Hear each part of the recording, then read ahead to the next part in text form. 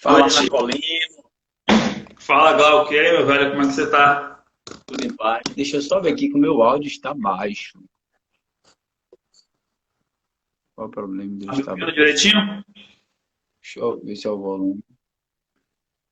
Ele está baixo, esse ordinário. Eu tô te ouvindo aqui tranquilo, velho. É, pra mim tá baixo, Marcão. Peraí, deixa eu ver, deve ser alguma coisa na configuração aqui, peraí.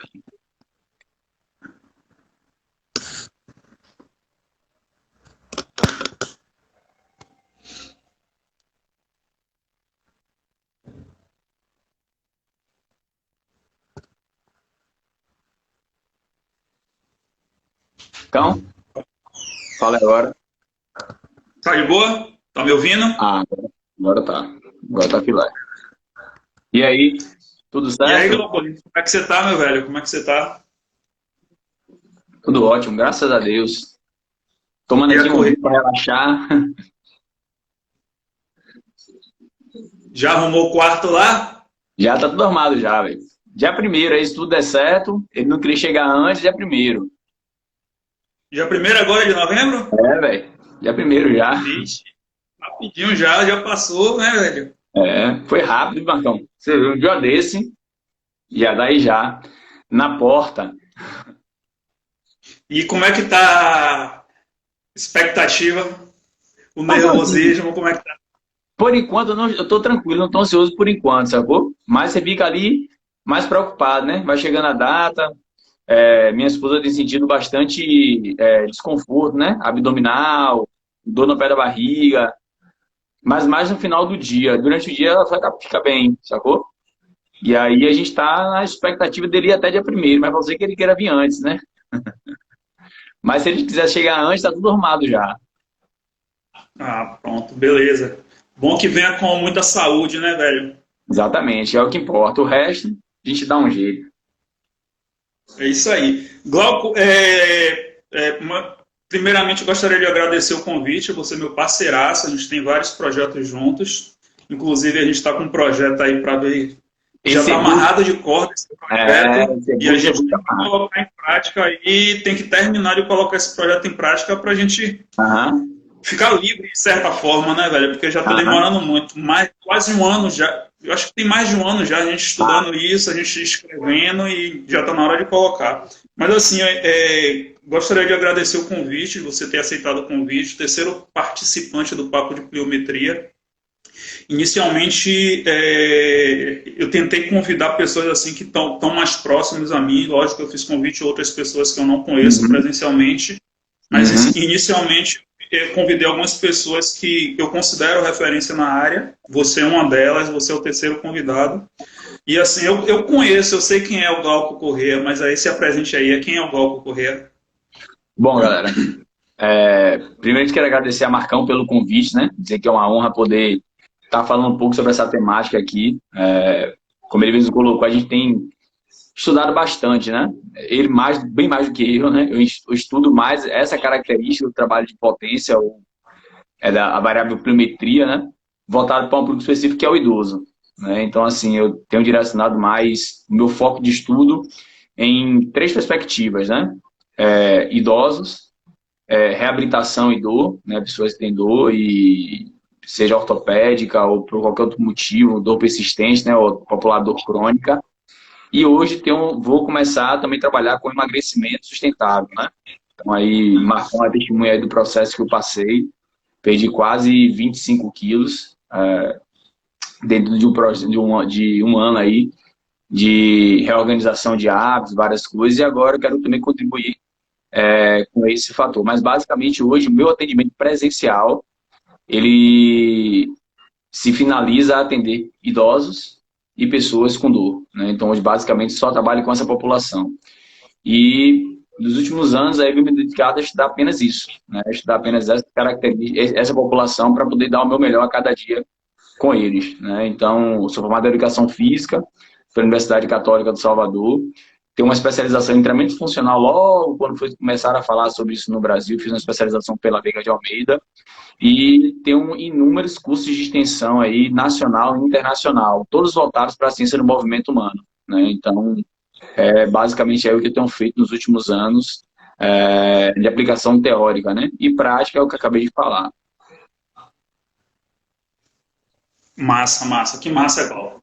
Assim, a ideia é a gente falar um pouquinho sobre aquela interrogação, né? Idoso pode saltar. Por que eu sugeri esse tema? Porque assim, a Aham. gente vê alguns colegas de profissão falando sobre a validade ecológica do salto para essa população. Uhum. Porém, quando a gente estuda as fases do o desenvolvimento motor, a gente cai nos movimentos fundamentais, né? A gente tem lá os movimentos estabilizadores, os movimentos locomotores e os movimentos manipulativos, né? Isso. E quando a gente fala dos movimentos locomotores, ele fala de andar, correr, pular. Então, assim, a questão de saltar está inserida na questão do desenvolvimento motor. Então, assim, eu começo perguntando, o idoso, essa questão da validade ecológica que alguns colegas colocam, está relacionado com que está relacionada essa falta de validade ecológica? Você vê falta de validade ecológica no salto para o idoso?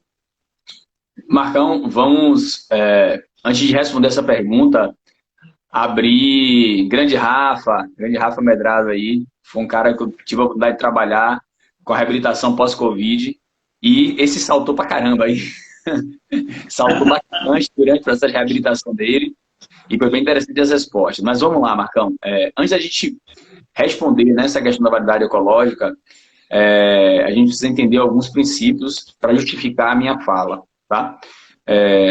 Vamos pensar da seguinte forma. Quando a gente pensa na precisão do treinamento voltado para o idoso, os trabalhos vêm mostrando a importância, né, dele ser mais específico possível para ter uma maior transferência. E aí, quando a gente fala hoje de especificidade de transferência, isso é uma dor de cabeça danada. Então, não quero nem entrar nesse mérito para a gente não acabar estendendo muito aqui a discussão. Mas o que é que eu quero que as pessoas entendam?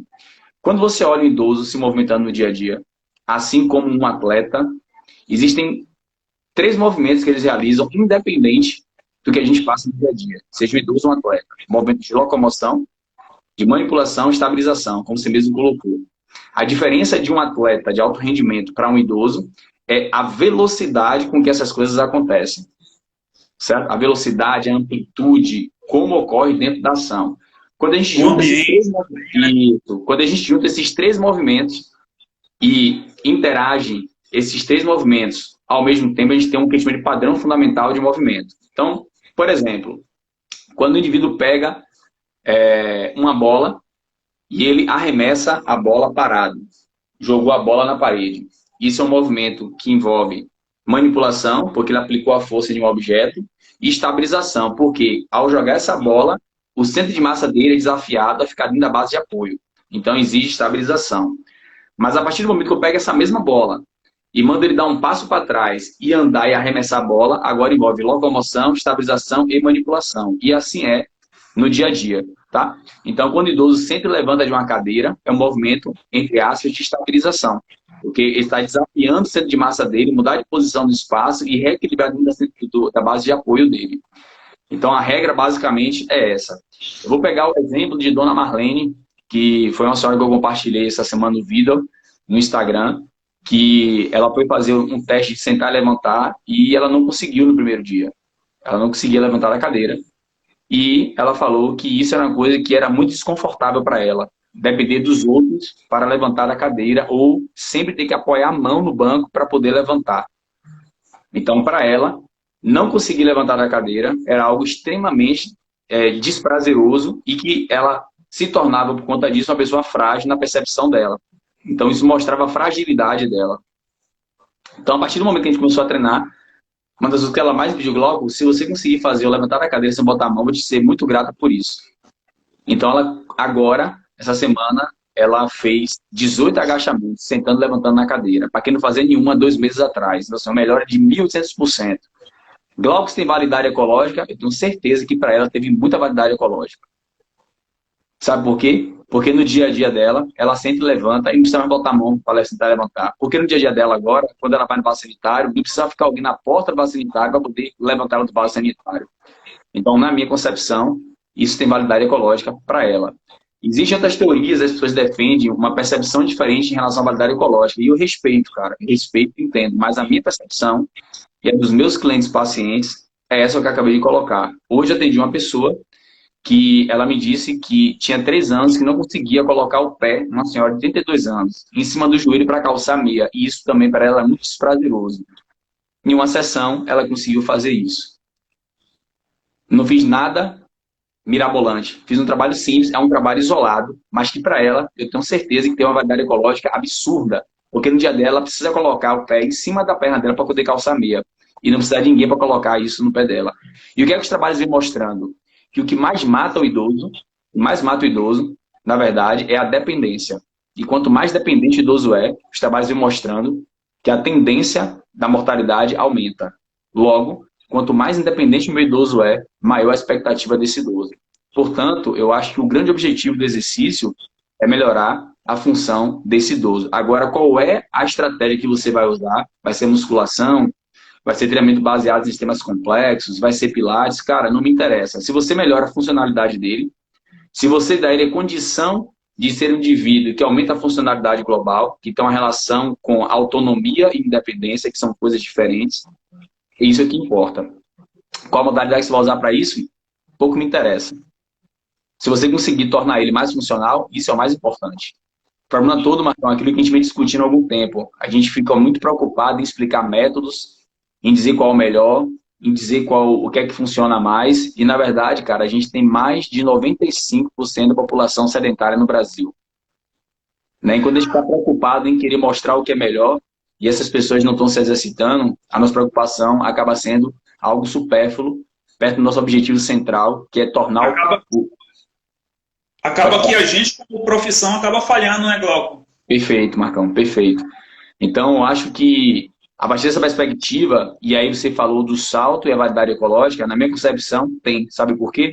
Existem inúmeros trabalhos, né, que relacionam a potência muscular de membros inferiores com a oscilação postural, diminuição do risco de queda e aumento de expectativa de vida.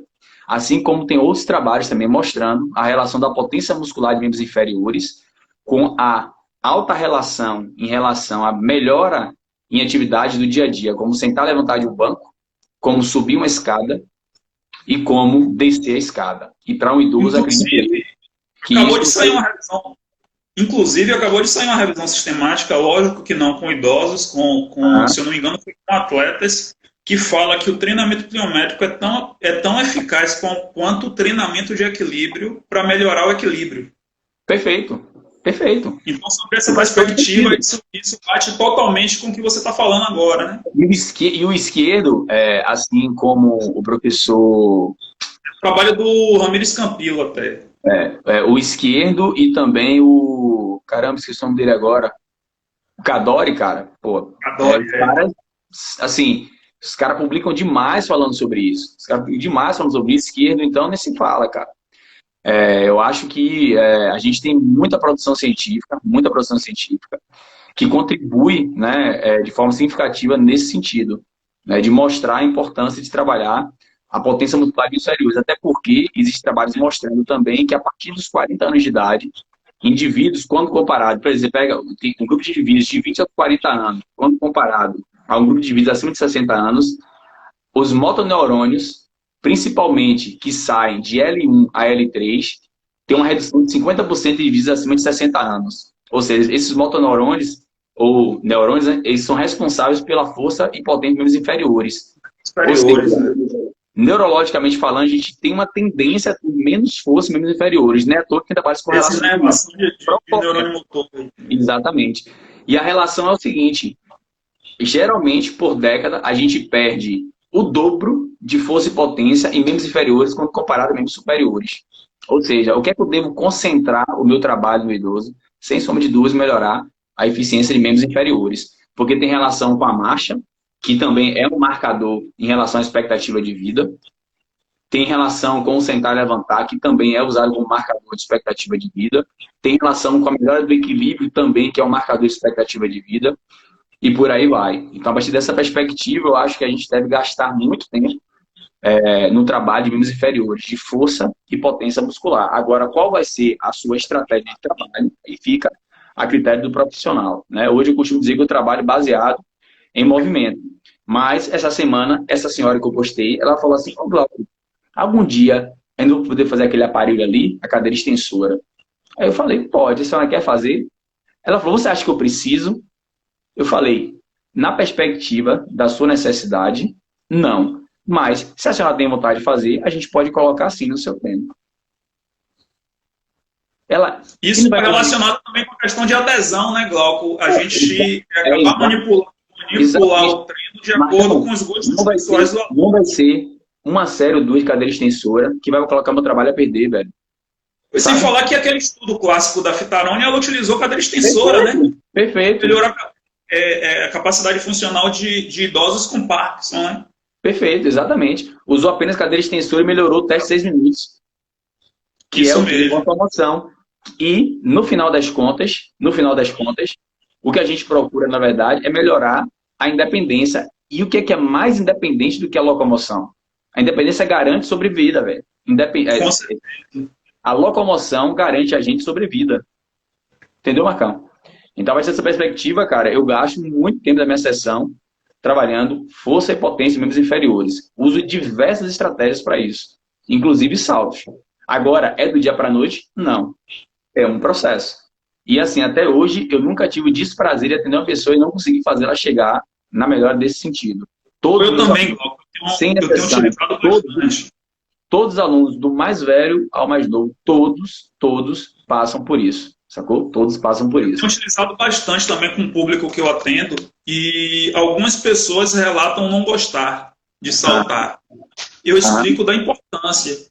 E na grande maioria das vezes eu atendo as pessoas em casa. A gente não tem de muitos equipamentos para atender essas pessoas em casa e eu explico a necessidade de utilizar o salto, porque assim, muitas vezes a gente fala do salto, mas assim, existe um princípio por trás. Mais importante do que a metodologia é a gente entender o princípio.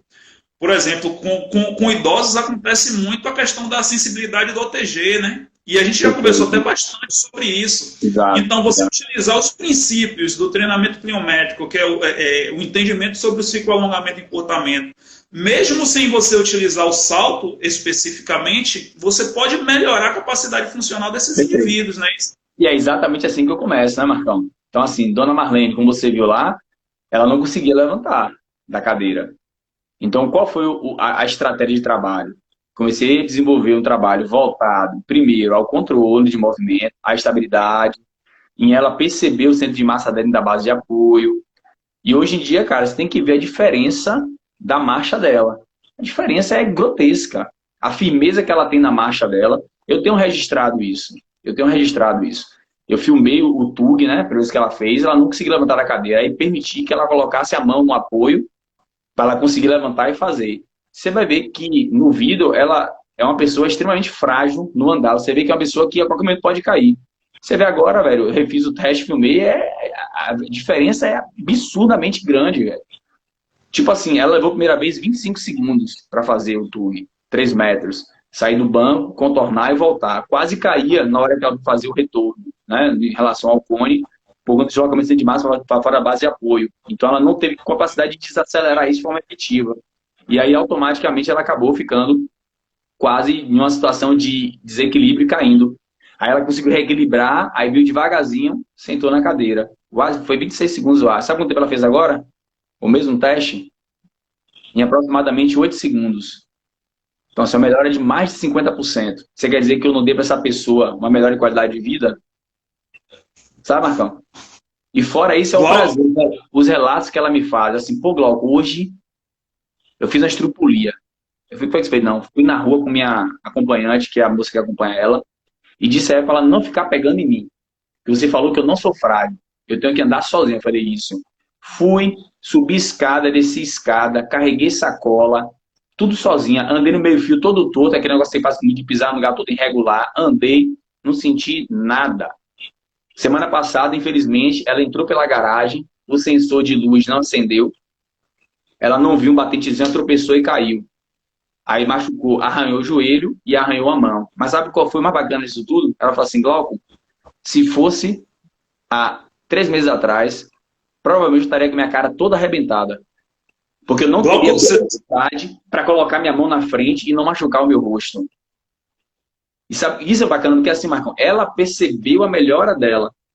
Ela percebeu a diferença que o exercício que ela está fazendo está trazendo para a vida dela. Sacou? Então, Você deu acho um que a partir dessa... exemplo bem bacana. Você deu um exemplo bem bacana. Eu tenho uma aluna também que eu comecei a fazer um trabalho com ela e ela gostava. E no local onde a gente faz o trabalho tem um batente. E Sim. toda vez ela tentava se equilibrar nesse batente, tipo um batente de meio fio. Ela tentava se equilibrar nesse batente andando e não conseguia no início. E assim, era uma coisa que ela gostava de fazer, mas ela não conseguia. Aí eu comecei a fazer o treinamento com ela. Eu utilizo muito o treinamento pliométrico, aquelas fases, todas aquelas fases, fase excêntrica, fase de desaceleração, fase concêntrica. Eu utilizo muito o treinamento com kettlebell também. E depois de um tempo ela chegou para mim e falou: Marcos, você bota para fazer esses exercícios, eu não estou vendo melhora nenhuma. Aí na mesma hora que ela falou, ela foi do batente de um lado a outro, o batente inteiro se equilibrando. Aí quando ela desceu no batente, ela pegou, olhou para mim e falou assim: rapaz, eu consegui andar isso tudo. Eu disse: e a senhora disse que não teve melhora nenhuma. Pois é, cara, pois então, assim, o legal foi ela perceber que, de certa forma, o treinamento também ajudou ela a fazer uma coisa que ela gostava também, né? A questão de se equilibrar. E isso foi uma história assim, muito legal. Eu também tenho utilizado com outros alunos idosos também. E eu costumo dizer que com todos os meus alunos, não só idosos, em alguma fase do treinamento eu utilizo o treinamento biométrico. Nem que seja os educativos. Perfeito. Como equipamento. Ou como aquecimento. Perfeito. É isso que eu faço, Marcão. Pô, quero aqui dar uma ressalva aqui. Entrou uma galera pesada aqui agora. Entrou o grande Arivan Gomes, fisioterapeuta estourado aqui de Salvador. Entrou a Camila, minha parceira aí. A gente montou um curso bem bacana sobre treinamento para idosos. A gente até a conhecerem. O curso ficou bem bacana aí. Tá na página eu conheço Camila. Grande Camilinha. Uma galera sensacional. O grande Rafael tá aqui mandando mensagem. Então, assim, tem uma galera muito boa aqui agora. Voltando, Marcão, que a gente estava falando, cara, é exatamente isso, Marcos. Eu acho que o nosso principal enfoque está em ouvir o que ele quer. Né? Então, assim, muitas vezes a gente precisa dar o que ele precisa, mas também, em paralelo, precisa entregar o que ele quer. Porque a partir disso daí, a gente vai ter o ponto mais difícil, que é a gente conseguir gerar engajamento. Né? Essa pessoa se engajar com a atividade. Depois que ela se engaja, que ela toma gosto pelo aquilo, a tendência é que as coisas vão melhorando e ela percebe o efeito daquilo a longo prazo e como isso transforma a vida dela. Vou pegar o exemplo de Luizinha, uma pessoa que você atendeu, aquela pessoa que eu te indiquei, senhora. Quem me indicou ela foi um colega meu chamado Felipe. E foi uma experiência muito legal, porque assim, quando ela chegou para mim, ela falou: eu odeio fazer qualquer coisa fora da máquina, eu só faço coisa na máquina. Falei: tudo bem, sem problema. Comecei com ela na máquina. Era esteira, leg horizontal, cadeira extensora, cadeira flexora, abdutora, um supino, uma puxada. Era o treino dela todos os dias, era o que ela gostava de fazer. Depois que fui conquistando ela, eu falei: Luizinha, posso fazer uma proposta para a gente fazer um negócio diferente no aquecimento? Ela o quê? Fazer um trabalho que envolve cognição, sei que a pessoa é esperta, acho que vai gostar, e mobilidade. Pode ser? Ela pode. Aí comecei a trabalhar com ela as dinâmicas que envolvia a parte cognitiva. E ela começou a gostar daquilo. Aí, de repente, 1 ou 2 exercícios passou a ser 3, passou a ser 4, passou a ser a metade da sessão. E, de repente, ela estava completamente fora das máquinas. E hoje, ela treina comigo em uma academia que não tem máquina nenhuma. Então, assim, para você ver, quando a gente consegue entregar o que a pessoa deseja, mas também o que ela precisa, e ela percebe isso, o efeito que isso gera. Dela falar: Glauco, eu fico pensando, se eu não estivesse fazendo isso hoje, como é que eu estaria? Porque eu consigo ver a diferença quando eu subo uma escada, quando eu desço uma escada, quando eu caminho, eu percebo a diferença. Então, acho que o papel do profissional, seja ele profissional de educação física, que trabalha com a população, ou fisioterapeuta, é exatamente estar atento à necessidade desse indivíduo para poder, a partir daí, dar tal da validade ecológica. Não é que não adianta você melhorar ela em vários aspectos e ela não perceber nada. Então você tem que entender Inclusive, o Glauco, que tem validade para ela. Né? O que tem validade para você? Como eu falei, para essa moça de hoje, que eu fui a primeira vez, ela estava com uma dor no ombro, uma dor no quadril. Com uma sessão de 20 minutos, as dores dela de 3 anos evaporaram. porque às vezes o movimento é muito melhor do que qualquer outra terapia que obriga o indivíduo a ficar sem se movimentar, né, Glauco? Exatamente, exatamente. E O o mais movimento em bacana si é mais é que eu aprendi a importante. registrar isso. Eu não registrava, eu tinha falha de não registrar. Hoje, tudo que eu faço, eu registro. Eu filmo para o cara falar, aqui, ó, eu faço e funciona. Tá aqui, ó.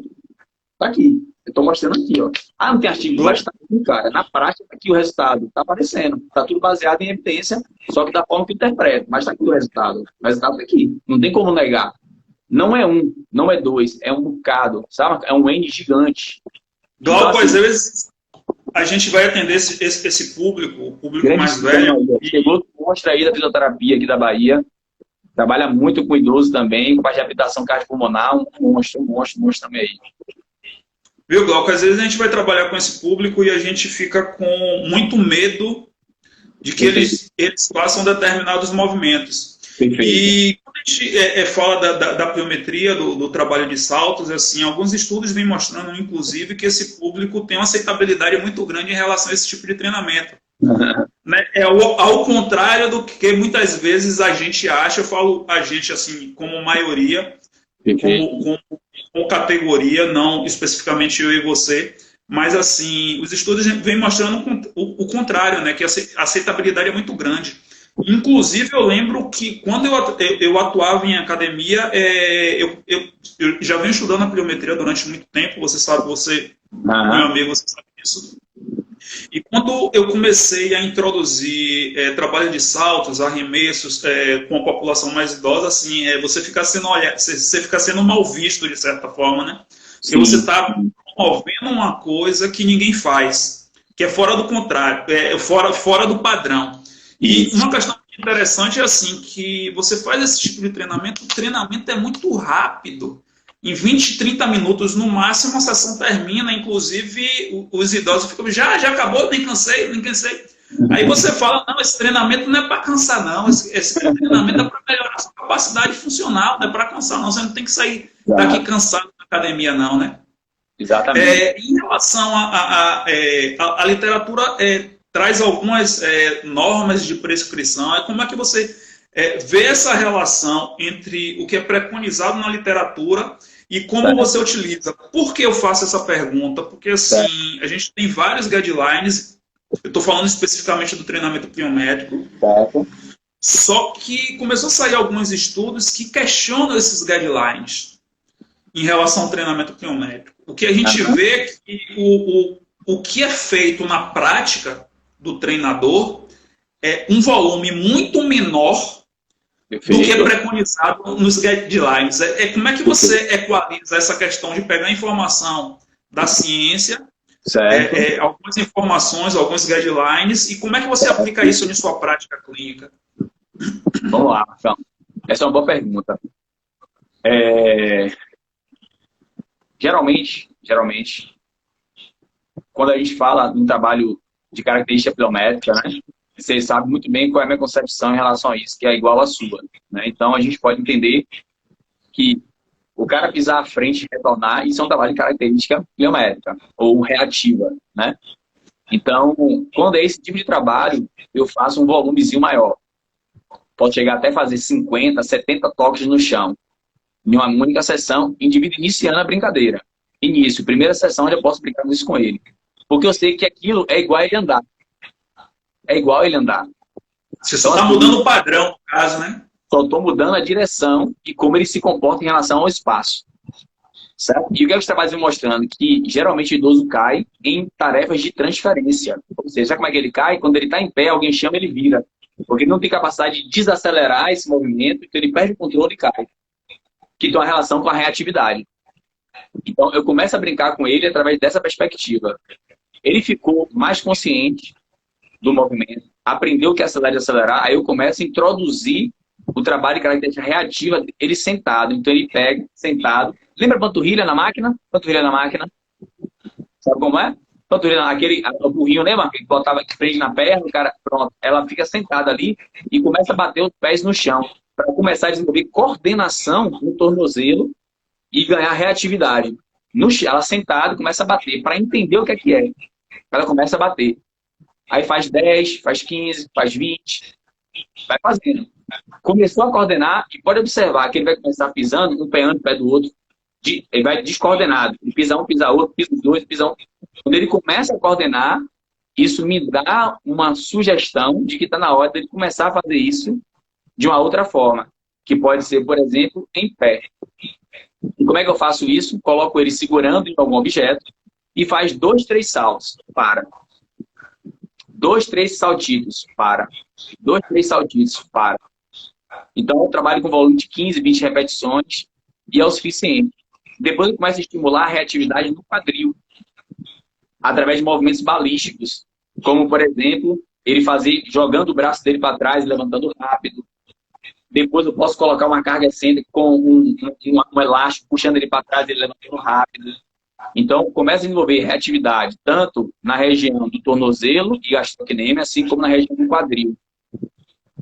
Certo? Pensando o treinamento pliométrico como padrão de movimento do corpo todo, e não só o contato do solo com o pé, o contato do pé com o solo. Exatamente, porque eu começo a preparar ele para o que vem depois.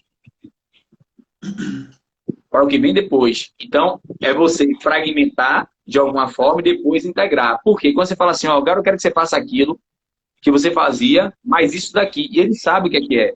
Quando você dá o passo a passo, é um processo. É um processo. E posso dizer que está validado porque, Marcão, não é um nem dois. É um trocentos que eu já atendo que fazem, pô. Então, assim, se todo mundo consegue fazer, isso sugere que o que eu faço funciona. Uma coisa seria pegar um e funcionar. Agora você pega 10, 20, 30 e todos funcionam, cara, tá validado. Tá validado. Sabe? Ah, não tem evidência, beleza, mas para mim tá validado, já tá funcionando. Clinicamente, né, igual? Tá funcionando. Estou seguindo o princípio, estou respeitando os princípios e estou validando da forma que eu acho mais coerente com base no meu público, que seria o idoso. Sacou? Então, a partir dessa perspectiva, como é que eu costumo trabalhar esse volume? Não faço mais do que 50 saltos por dia depois que ele começa a saltar. Não mais do que 50. Isso, claro, vai depender do idoso, tá? Então, assim, por exemplo, um cara que tem um élito, que é aquele senhor que eu posto lá, que ele realmente, hoje, dos meus alunos, é o que maior tem desempenho atlético. O élito faz clean com 20 quilos, o kettlebell. O élito faz press com 16. Chegou a fazer uma repetição com 20 semana passada. 20 quilos. Um cara de 73 anos. Então, assim, tem uma força que a gente tem que respeitar, né? Então, assim, o élito eu consigo fazer um volume maior. Já a dona Marlene, não. Dona Marlene, hoje, ela faz uma média de 15, 20 saltos por sessão. Para ela, tá ótimo, velho. Tá ótimo. E a prova clara disso é como ela tá melhor, como ela tá mais disponível, como ela tá mais feliz. E eu tenho certeza que quando a gente reavaliar, não só a nível físico, mas também a nível psicológico, vai tudo alterar.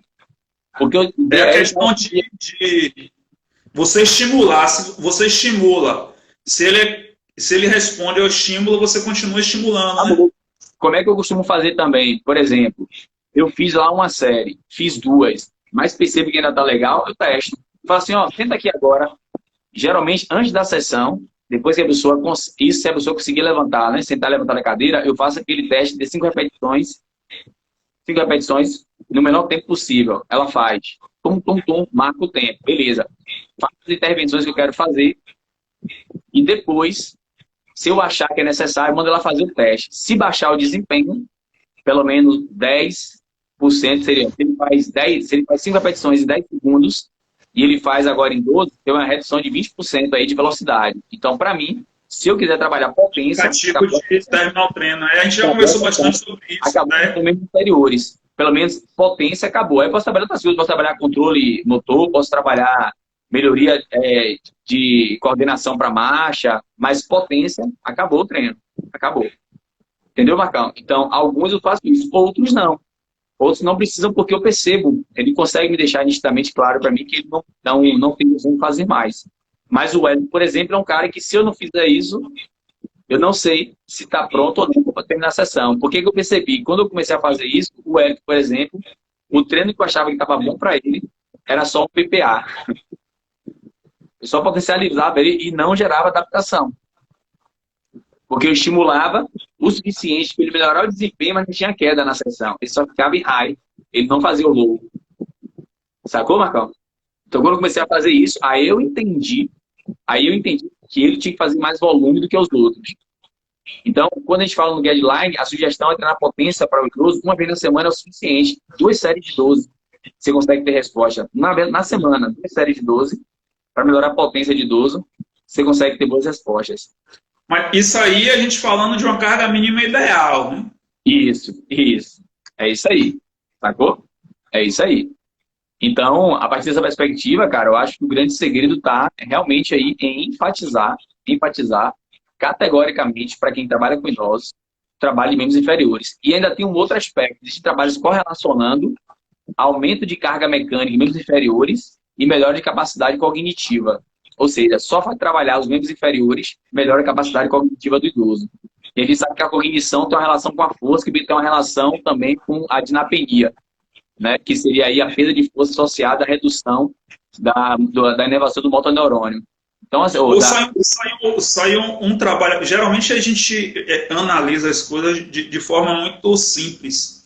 E você tocou em um ponto muito importante, a meu ver. Porque acabou de sair um estudo, algumas pessoas mandaram para mim e tudo, dizendo que para o idoso, eu acho que eu mandei cheguei até a mandar para você, não lembro, que para o idoso é necessário carga externa para melhorar a capacidade funcional do idoso. Mas eles não se levam em consideração esse aspecto que você tocou aí, a questão cognitiva, quando a gente trabalha com saltos. Né? Leva ao pé da letra a questão da capacidade funcional, mas não se leva em consideração quanto o potencial que a gente pode trabalhar e melhorar a capacidade cognitiva dessas pessoas.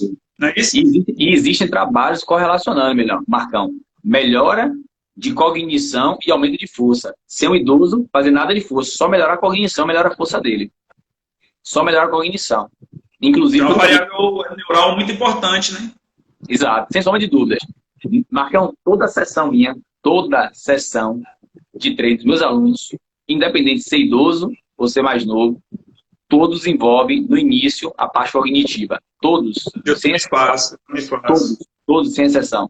Porque eu sei da importância disso. O poder de um, por uma questão de associação ao exercício, ou seja, ele se desliga do externo e se concentra com o corpo dele. Porque, automaticamente, como exige atenção, ele tem que focar no que está fazendo. Então, ele se desliga do problema do trabalho, se desliga do problema da esposa, ele se conecta com o corpo dele. E segundo, porque tem uns trabalhos mostrando que melhora a cognição, melhora a força muscular. Então, não tem nem por que discutir não fazer isso na sessão. Então, por isso que eu faço, independente de quem seja. Certo? Glauco já tem quase 50 minutos, se eu não me engano. Hein? Tem 40 minutos. 40 minutos, isso. Bora abrir para as perguntas, bora ver se o pessoal vai mandar uma pergunta aí. Vamos ver o pessoal fazer aí. Grande Renner, isso aí também, ó. Fera aí, Itaberaba. Deixa eu ver se tem alguma pergunta aqui. Quando eu não tô ligado, porque tá ruim o bate-papo, não porque a galera sabe tudo já. Sua explicação tá muito boa, né? Então aí a galera não tem pergunta para fazer. Mas isso é muito importante. E o mais importante é a galera compreender aquilo que eu falei no início. É você saber que o idoso, grande Igor aí, ó, Igor Maurício, brother lá do Rio, monstruoso, terminou o mestrado agora há pouco tempo. Excelente profissional também do Rio de Janeiro aí, ó. Excelente referência em relação à cognição e força. Exatamente, grande Igor. Então, existem inúmeros trabalhos mostrando isso, inclusive a redução da capacidade cognitiva é um dos principais fatores que levam à dinapenia. Então, assim, a dinapenia é a redução da força através pela perda da inervação do músculo. Então, assim, apesar de muita gente ainda achar que o que leva à redução da força muscular no idoso é a sarcopenia, o trabalho vem mostrando que tem um brasileiro excelente que mostra que a prevalência é da dinapenia na população brasileira. Ou seja, as pessoas querem tratar dinapenia como se fosse sarcopenia. Existem outros trabalhos de força. Chegou outro monstro aqui, grande Igor. Igão teve comigo Foi na edição passada do Papo de Pliometria, Igão conversou comigo. Conversou comigo não, deu uma aula, na verdade, né, pra gente. Esse aí é o que fala para a galera como você realiza esses trabalhos de cognição. Bom, Grandigo, bem simples. Vamos pensar o seguinte. Todo o meu trabalho, quando eu vou realizar, primeiro eu penso no seguinte. Qual o movimento básico eu quero estimular? De locomoção, estabilização, manipulação. Esse é o primeiro ponto. O que é que eu quero melhorar? Bom, definir o que eu quero melhorar. Então, vamos supor que eu quero trabalhar nesse dia a melhora da estabilização e da locomoção. Então, eu sei que eu preciso desafiar ele com movimentos que deslocam o centro de massa dele para fora da base de apoio, para ele se reequilibrar perante as forças externas e trabalhos que envolvam, foi manipulação, estabilização e manipulação, e trabalhos que envolvam produção de força através do pé e da mão. Ou ele receba a força de um objeto, então arremessar uma medicine ball, ou receber uma medicine ball, ou jogar um pé para frente, quer que seja, ou ir aplicar força no chão com o pé. Tá? Então vamos supor que eu pego para ele e coloco 2 cones com cores diferentes. Tá? Um vai ficar do lado direito e um vai ficar do lado esquerdo. Então começa pelo seguinte, ó, o lado direito, quando eu falar azul, que seria o lado direito, você vai botar o seu pé direito à frente, pisar lá na frente e retornar. Quando eu falar amarelo, você vai pisar o pé esquerdo na frente e voltar. Então começa isso bem basicamente. Direito, ou azul, verde, verde, azul e por aí vai. Agora eu quero modificar um pouco isso. Então eu falo que ele agora é o seguinte, ó, além da cor, eu vou colocar um número que vai ser o número 1 e 2. Número 1, você vai pisar lá na frente, vai contar de 1 até 3 e vai retornar. E número 2, você vai pisar o mais rápido que você puder e voltar. Ou seja, trabalhou o que aí? A variabilidade em relação ao tipo de contração muscular. Uma tem característica mais isométrica e a outra mais reativa. Porque é isso que acontece no dia a dia. Você não mensura a produção que você vai fazer no seu dia a dia. Você apenas faz. Então, isso tem uma correlação muito grande com o que acontece na vida dele. Então, vou dar um exemplo. Às vezes ele está caminhando em um meio fio e, de repente, não percebe que tem uma diferença de altura. E ele precisa rapidamente desacelerar. E ele não viu isso. Então, se você começa a trabalhar isso de uma forma que ele precisa processar e tomar decisão, processar e tomar decisão, e depois você começa a tornar isso uma habilidade aberta, você empurra ele para ele fazer isso, automaticamente ele começa a ter respostas melhores. Então, você começa de uma forma que ele compreende, aí depois eu posso colocar, por exemplo, a amplitude, sendo o A e o B, posso colocar a mão onde ele vai alcançar, se a mão direita, se a mão esquerda, que já envolve coordenação e mobilidade também. É infinito, Grandigo. É infinito. É uma variação do morto-vivo, né? Do direito e esquerdo, do par ou ímpar. É uma variação e você acaba utilizando de movimentos funcionais para fazer isso. Né? Você pode trabalhar amplitude diferente, amplitudes, velocidade. Você pode trabalhar direções diferentes. Você pode trabalhar lateralidade. Tudo envolvendo a cognição. Você pode trabalhar dupla tarefa motora ou cognitiva. Cara, é muito rico, Grandigo. É muito rico. Se não ficou claro, você fala comigo depois que a gente pode trocar uma ideia no particular. Ficou claro aí? Uma outra questão, Glauco, que se fala muito, principalmente em relação a esse público, é que o treinamento pliométrico tem uma intensidade muito grande. Um impacto muito grande. Eu escuto muito isso. E só que, assim como o treinamento de força tradicional, o treinamento pliométrico tem graduação de carga. Porém, nesse público, a grande maioria desse público nem vai chegar a fazer os trabalhos de maior intensidade. Quer dizer assim, pelo menos o público que eu trabalho mais velho, e até crianças, eu nem utilizo esses exercícios de maior intensidade com esse público. E mesmo a gente utilizando os exercícios de menor intensidade, que geralmente a gente preconiza um pouco mais de volume, a gente vê melhoras significativas, não é isso? E vale ressaltar uma coisa, Marcão. E aí a gente vai cair exatamente naquela questão dos guidelines, né? Dos guidelines em relação a como prescrever, né? Então, vou pegar um exemplo, Dona Marlene, certo? E vou pegar o Hélio, que são opostos, né? O Hélio é alta performance, grande Silvânia aí, ó, profissional também top lá de Brasília. Fisioterapeuta, profissional de educação física aí excelentíssima. Vou pegar a dona Marlene. O Wellington é alta performance, a dona Marlene está no início da brincadeira. Você concorda comigo que se o Wellington realizar um trabalho reativo de saltido para frente e para trás, é um trabalho de baixa intensidade para ele? Pela performance Sim, que ele tem? se ele já tem uma performance... Aí eu pego dona Marlene e faço esse trabalho também, que supostamente seria o trabalho inicial de pliometria. Para ela é alta intensidade. Com certeza. Você entende, Marcão, que não dá para a gente determinar a intensidade com base no que a literatura diz? Você tem uma percepção do que pode ser.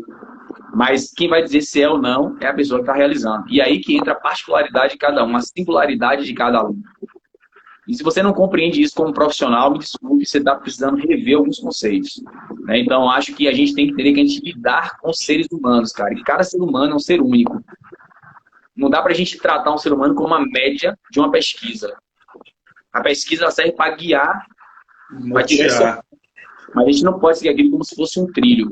Né? Ela dá orientação, ela mostra o caminho, mas você não pode seguir aquilo à risca como se fosse a única e exclusivamente verdade. E quando eu vejo um pós-doutor falando, não, que o artigo mostra isso, aí você vê quando o cara fala, muitas vezes que ele não tem prática clínica nenhuma. Que ele vive dentro do laboratório pesquisando, sabe? E não tem prática clínica. Porque não lidar com o ser humano. Ele só pega ali um grupo de pessoas, pesquisa, pega a média, faz lá os cálculos, acha isso aqui e acabou. Só que, cara, e as pessoas que não se enquadram nessa média? Sabe, Marcão? Essa aqui é a grande parada. Uma outra questão também está relacionada... Eu acabei esquecendo até.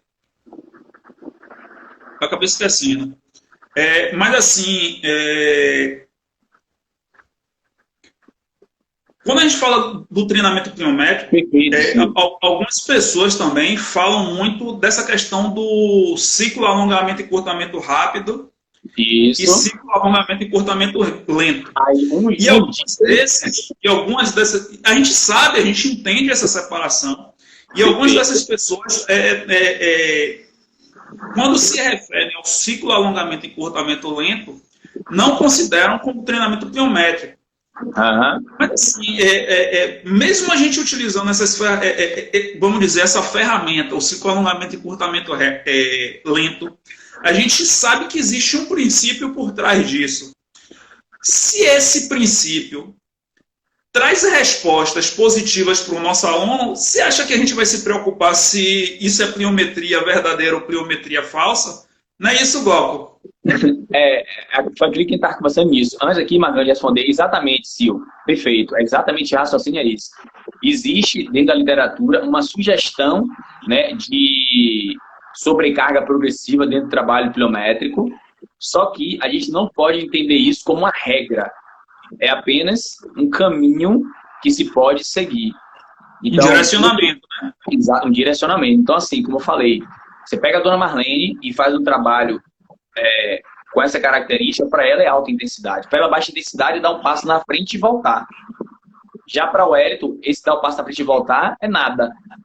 A não ser que ele esteja com um halter de 5 quilos na mão, arremesse lá embaixo e volte. Aí tem uma resposta para ele.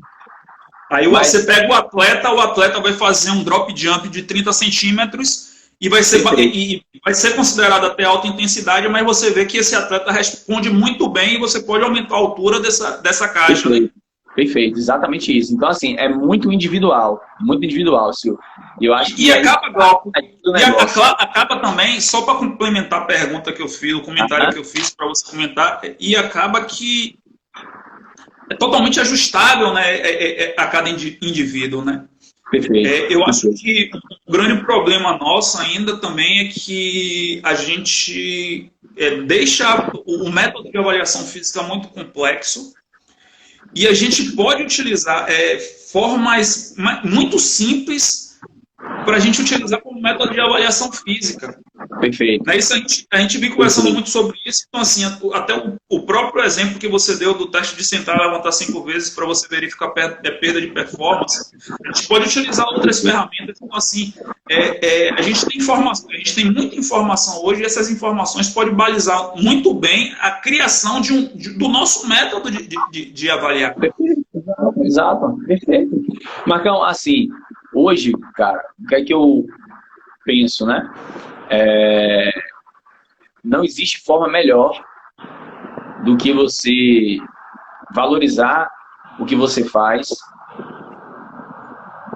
do que você pegar através de números e mostrar isso, né? Então, você pega um idoso, por exemplo, você filma ele no primeiro dia, ele tentando realizar um movimento e não conseguindo.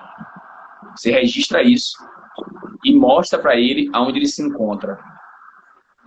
Você mostra para ele, ó, você está aqui hoje, a nossa meta agora é a gente vir para cá.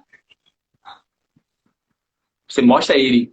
Aí ele fala assim, pô, e é capaz? É, você pode fazer, você consegue fazer isso. Depois de um período, você vai e reavalia ele, filma ele de novo, e depois pega quantificativamente, através da avaliação, e mostra, ó, você estava aqui, agora você está aqui. Você saiu de um ponto A, passou para um ponto B. Isso é progressão. Você evoluiu. Isso aqui diminuiu as chances de você morrer. Isso aqui diminuiu as chances de você se tornar dependente. Isso aqui aumentou a sua expectativa de vida. Isso tem uma relação direta com o que se aplica a força, aumento da taxa de desenvolvimento de força. Né? Então, você chegou agora outro monstro aqui, Marcão, grande Marcelo Afonso. Então, a partir disso daí, Marcão, quando você mostra numericamente isso para ele, e visualmente ele fazendo, ele fala assim, meu Deus, eu estava assim. E aí ele se vê fazendo, cara, isso é impactante demais. Demais, a ponto dele chorar de felicidade. Estou dizendo que eu fiz isso todos os dias, cara. Isso é uma experiência que não tem dinheiro no mundo que pague, Marcão. É muito gostoso você pegar uma pessoa, como Dona Marlene que eu falei, que ela, agora estou entrando no banheiro sozinha, enxugando meu pé, sem ninguém precisar ficar na porta do banheiro. Cara, eu acho que essa daí é a melhor resposta em relação à transferência que ela pode me dar. Isso mesmo, melhor como eles abraçam, né, Glauco? Eles abraçam o trabalho e a gratidão, né? Isso, se o objetivo do treinamento,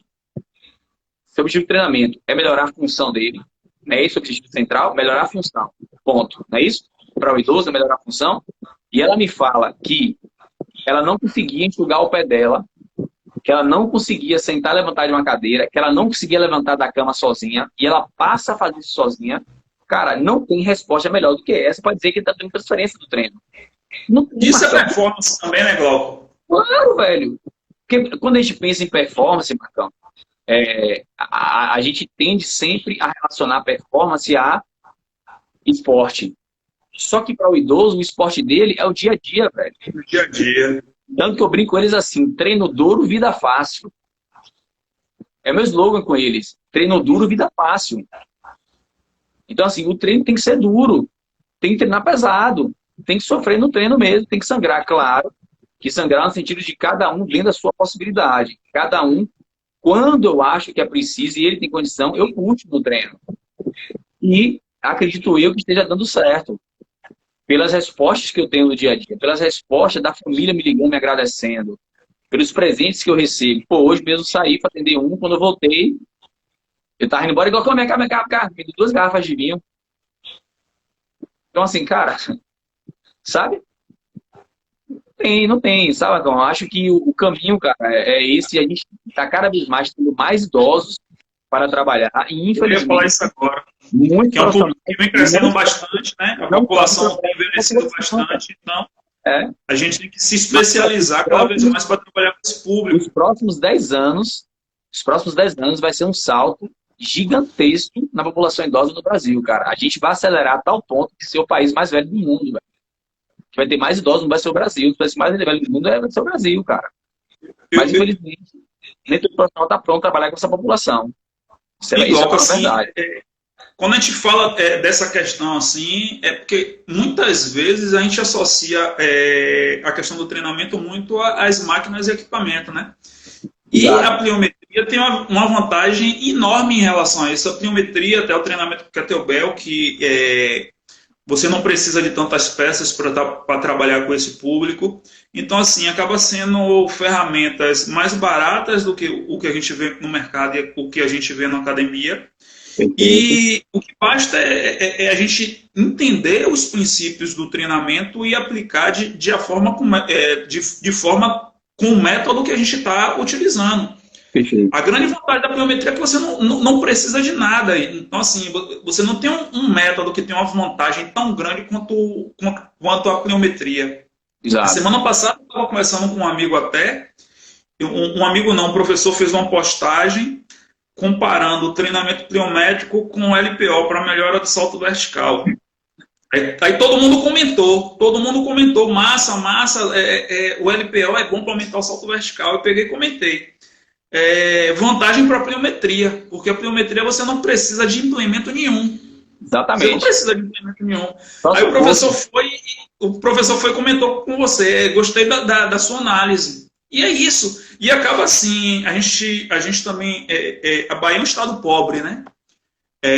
Eu atendo alguns atletas e alguns atletas não têm o que comer direito, não vai ter como pagar uma academia, nem sequer uma academia. Isso, assim, alguns atletas que acaba a gente fazendo avaliação de graça porque não tem condições de pagar uma avaliação, de certa forma atendendo, orientando essas pessoas de graça, porque essas pessoas, algumas dessas pessoas não têm condições de pagar pelo profissional, nem pagar para treinar em uma academia. Então, assim, uma ferramenta que a gente tem que se a gente souber dominar os princípios dessa ferramenta, é uma mão na roda, né, Glauco? Com certeza, Marcão. Isso é fato. E ainda traz, só para terminar, ainda traz uma importância muito grande para o profissional, né, que está por trás da ferramenta, né, isso? E não dando uma importância maior, como muitas vezes as academias dão ao equipamento e não ao profissional. Pronto. É exatamente. Vou dar um exemplo aqui, Marcão.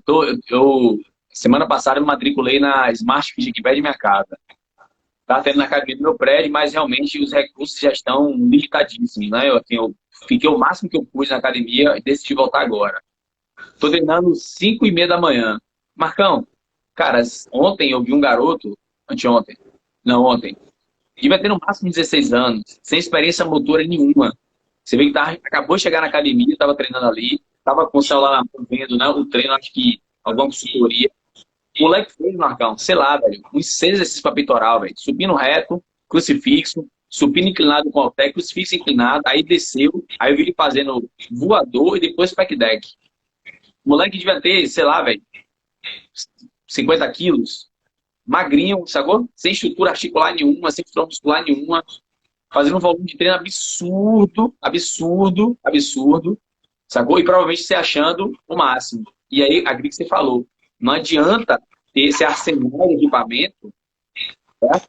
E não ter o mais importante, que é a orientação profissional, né? Eu acho que essas estruturas chegaram para facilitar o acesso ao equipamento, mas sem ter uma boa orientação não vai adiantar nada, né? Então, penso eu que mais do que nunca o profissional de educação está em voga, né? Eu acho que essa pandemia veio mostrar isso, e a prova clara disso é a quantidade de pessoas que está se exercitando agora, né? As academias estão cheias, cara. Não tem um lugar que não esteja cheia. As pessoas entenderam a importância do exercício. Espero que continue essa consciência, né? Mas uma questão, Glauco, as academias estão cheias ou as pessoas estão migrando das academias tradicionais para esses modelos low cost? Tem isso também, né?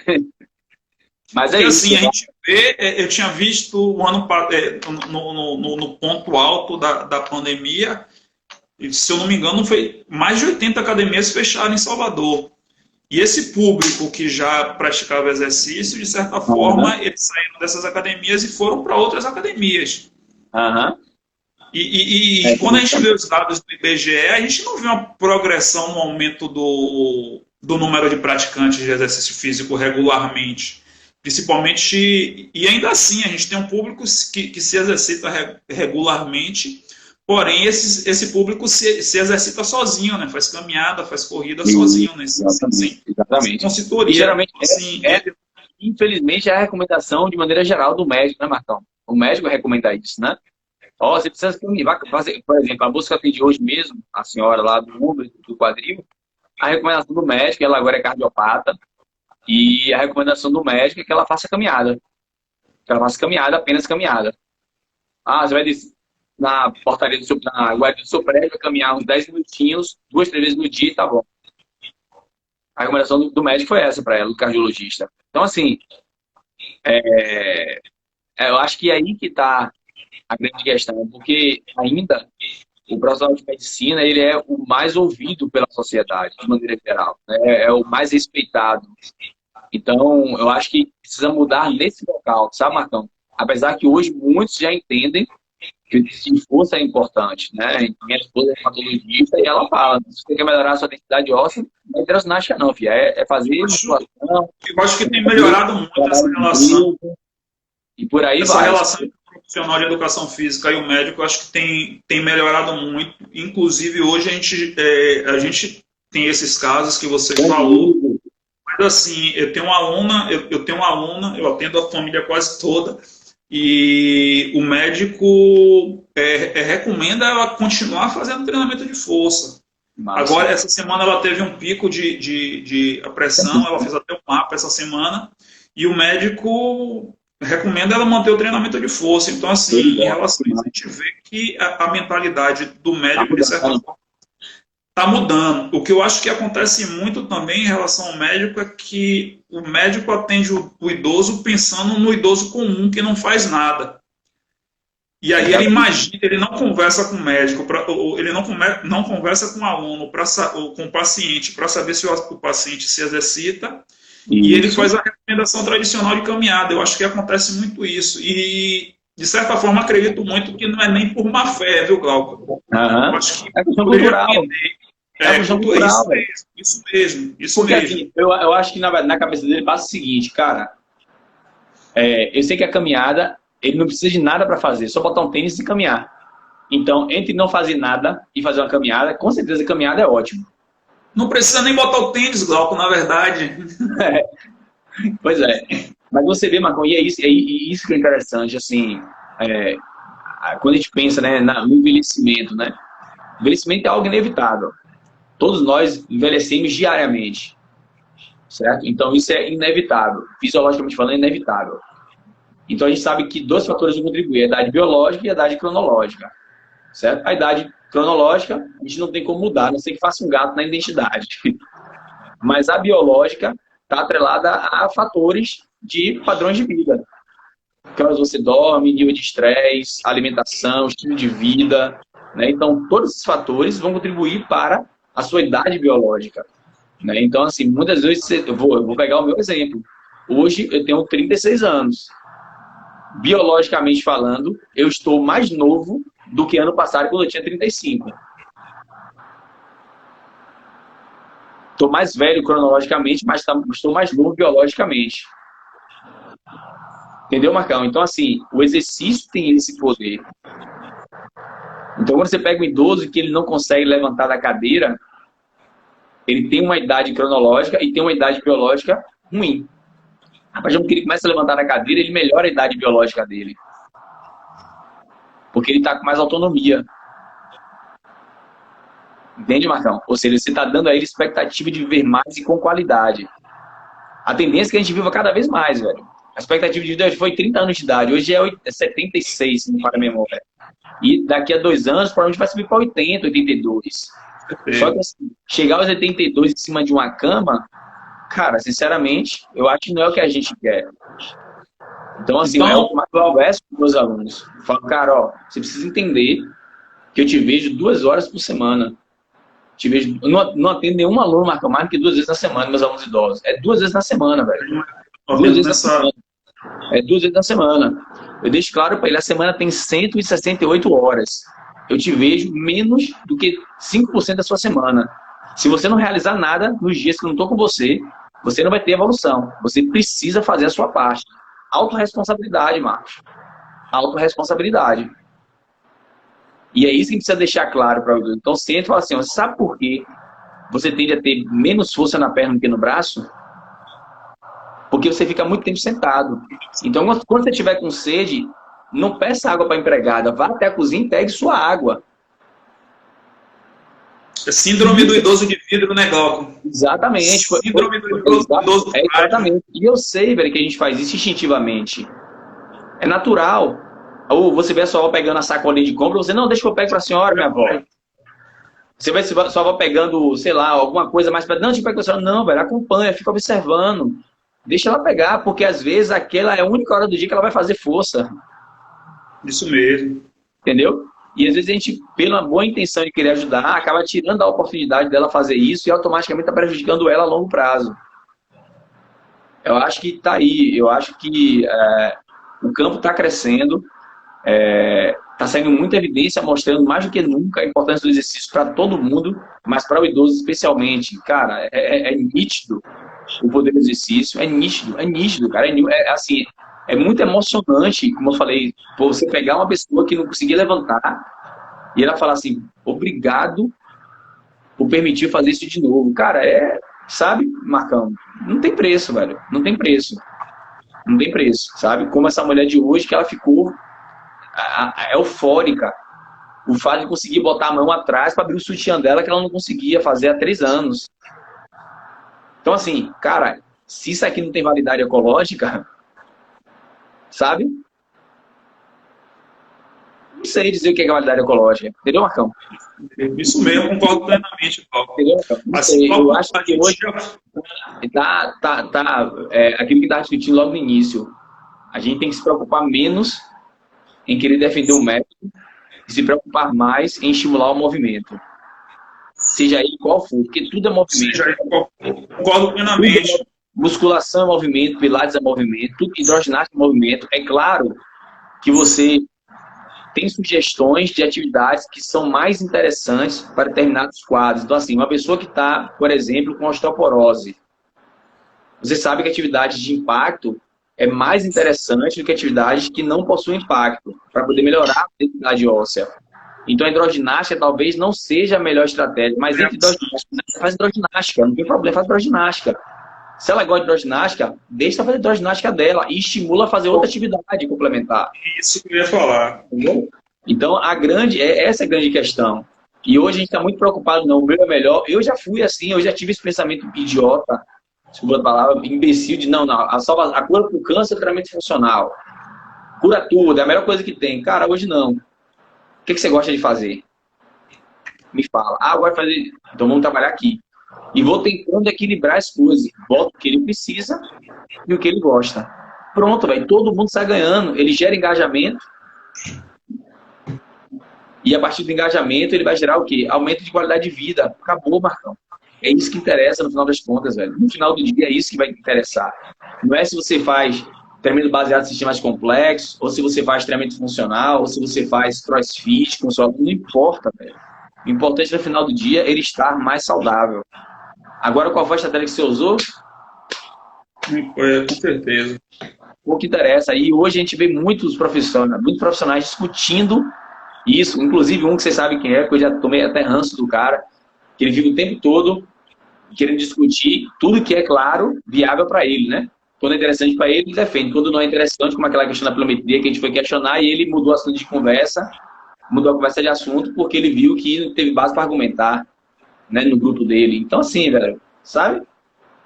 E é aquilo que a gente fala, excelente profissional, mas já colocou coisas na internet que a gente viu que se você fosse perguntar assim, você calculou como essa desaceleração com esse tapete? Ou com esse tatame? Né? Que ele fala matematicamente, fisicamente, todo bonitinho, e aí, na hora da prática, cadê? Todos os cálculos que ele faz. Né? Então, é difícil. Mas, enfim, acho que é isso. Glaucolino, já tem mais de 1 hora de live. Tá bom, né? Dormir. A pergunta principal é: idoso pode pular, então a gente pode saltar, então a gente pode dizer que pode saltar sim. Até porque caminhar é microsaltos, né? Microsaltos, isso mesmo. É microsaltos. Então, assim, com certeza. Agora, é da noite para o dia? Não. Existe um processo, assim como qualquer outro treinamento, assim como qualquer outra habilidade, existe um processo. Mas se você construir um processo de forma adequada, eu tenho certeza que o seu idoso vai saltar. Que o seu idoso vai ser capaz de fazer o que você nem imagina. Eu digo isso porque eu vivencio essa experiência todo santo dia. Uma pessoa que eu achava que não seria capaz de fazer determinada coisa, quando eu vejo, está fazendo mais do que eu imaginava. Então eu fico feliz duplamente, feliz por ele e feliz por saber que o que eu faço dá certo. Que a estrutura de pensamento que eu elaborei com as minhas experiências, com os meus estudos, dá certo. E não estou nem aí porque as pessoas pensam em relação ao que eu faço. Para mim, mais importante, no final do dia, no final da sessão, meu idoso me abraçava assim, Glauco, obrigado por transformar a minha vida. É isso que me interessa. Esse é o meu combustível. É isso que me movimenta todos os dias. E não o que as pessoas pensam do que eu faço. O que as pessoas pensam, cara, não paga mais. Quem paga meu boleto é meus idosos, no final do mês. Entendeu, Marcão? Então é isso. Eu acho que idoso tem que saltar e saltar muito. Valeu. Alcolino, gostaria de agradecer o convite para esse projeto meu, né, o Papo de Pliometria. Gostaria imensamente de agradecer essa oportunidade. Eu sei que você dorme cedo, eu sei que você está saindo mais das redes sociais agora, você está mais light, até pela questão do seu filho que está chegando também, você está tentando uma vida mais calmaria. Então, assim, eu gostaria de agradecer do fundo do meu coração e um grande abraço e que essa criança venha com muita saúde para a gente botar essa criança para pular de um lado para o outro. Vai pular muito. Valeu, velho. Então, eu que agradeço, cara. Muito obrigado pela oportunidade. Sempre um prazer conversar com você. Hoje foi um dia bem corrido, estou bem cansado aqui, mas espero ter contribuído de forma positiva aí para o conteúdo. E dizer que foi muito prazeroso, né? E sempre que puder e for convidado, sempre estarei aqui para a gente trocar mais ideia, tá certo? Valeu aí mais uma vez também. Boa noite aí, forte abraço a todos, obrigado a todos que puderam acompanhar aí. Forte abraço. Valeu, Glaucolino. Vou deixar a live salva e provavelmente eu vou baixar ela para colocar no YouTube também. Não tem problema nenhum não, né? Não, de boa, à vontade. Valeu, Glaucolino. Um grande abraço. Abraço, tchau, tchau.